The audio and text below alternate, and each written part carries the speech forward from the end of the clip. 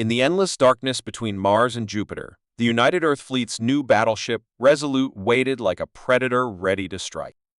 Humanity had been in the galaxy's politics for only a short time, mostly ignored by the great powers, until a Terran mining colony was destroyed by an unknown marauder fleet.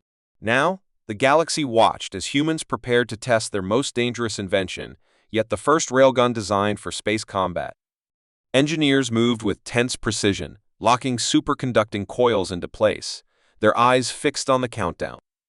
At 0, there was no flash of energy, no thundering roar, just a silent pulse of power that sent a tungsten slug racing into the void at a fraction below light speed.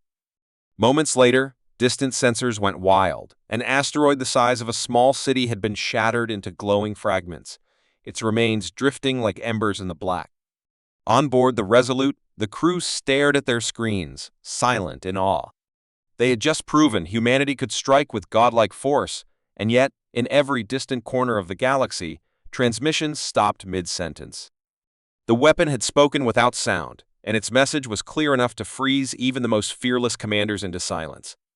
Across the galaxy, the news of Earth's railgun tests spread like a cold wind through forgotten corridors. In hidden war rooms and shadowed council halls, alien leaders replayed the footage again and again, their voices dropping to uneasy whispers. The Gralian tacticians called it an impossible weapon, one that defied every known energy signature and left no warning before impact. The Y-Reth warlords labeled it a ghost strike, the kind of attack that legends claimed belonged only to vanished ancient empires. Traders in the Outer Rim swore they could feel the shift in the air, as if invisible threads of power were being pulled by unseen hands. Some feared that humanity had discovered lost technology, something forbidden, something meant to stay buried. Others believed this was only the beginning, that if humans could fire such a shot once, they could do it again, at any target, anywhere. In smoky cantinas and crowded starports, conversations stopped whenever the word railgun was mentioned. The galaxy had seen many weapons before, but never one that seemed to erase the space between action and destruction. And so, while no war had been declared, every civilization could feel that the galaxy's balance had tilted, and no one knew in whose favor it would fall. Fear moved faster than light. Trade ships began rerouting far from human space, their captains unwilling to risk drifting anywhere near Earth's patrol zones.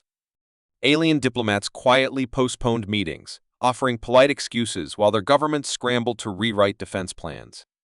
Even the lawless pirate clans, who once hunted Terran convoys without a second thought, shifted their fleets elsewhere, as if the very shadow of humanity's new weapon could pierce their hulls. For centuries, the galaxy's peace had been held together by a delicate balance of power. Every species knew the strengths and limits of their rivals. But now, that balance was broken. The railgun had no clear weakness, no shield proven to stop it. Rumors whispered it could tear through a moon, split a battle station in half, or strike without leaving a trace until it was too late. In council chambers, leaders argued whether humanity had revealed their full strength or only a fraction of it. Out in the deep space lanes, merchants and wanderers avoided speaking of the test at all, as if even saying the words might draw unwanted attention. The railgun hadn't just destroyed an asteroid, it had destroyed certainty itself. In the heart of alien capitals, far from human eyes, silent meetings unfolded behind sealed doors. The air inside these rooms felt heavy, as if the very walls were holding their breath. Leaders from powerful empires sat around polished tables, their expressions carved from stone, listening to grainy footage of the Resolute's test fire again and again. Some saw an opportunity. If they could learn the railgun's secrets, their fleets could rule unchallenged. Others saw only danger, warning that provoking humanity might be the last mistake their civilizations would ever make. Every frame of the recording was dissected, every energy reading analyzed, yet no clear weakness appeared. It was not like plasma weapons, which could be reflected, nor like missiles, which could be intercepted. This was different, pure kinetic destruction, silent and unstoppable once fired.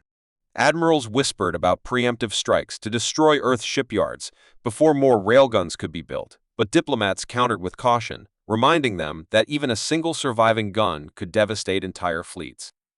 Outside these rooms, fleets were quietly repositioned, borders fortified, and deep space listening stations recalibrated to detect any hint of Terran activity.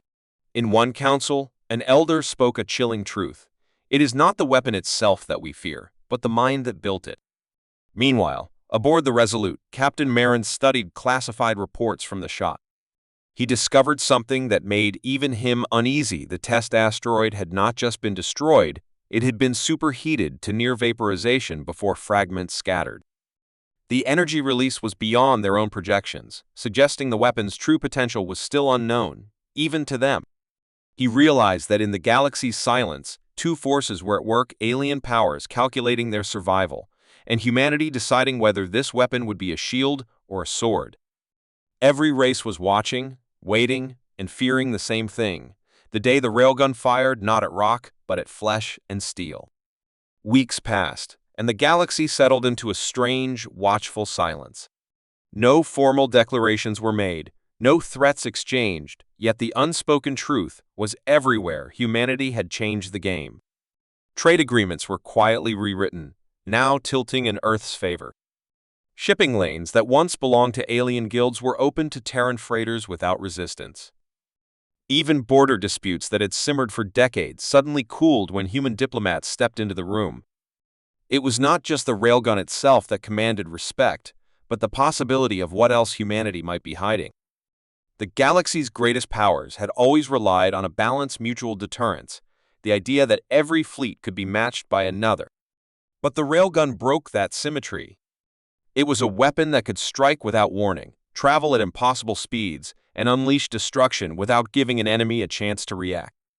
Pirates whispered about it in fear, imagining their flagships sliced apart before alarms could sound. Admirals redrew star maps in private, marking Terran space with wide buffer zones. Even the most aggressive species chose silence over confrontation. Meanwhile, on Earth, leaders understood the shift in power and chose to wield it carefully. Publicly, they spoke of peace and cooperation, but behind closed doors, they knew the railgun had become their strongest bargaining chip. Captain Marin, still aboard the Resolute, felt the weight of that power more than anyone. He knew one wrong move, one poorly chosen target.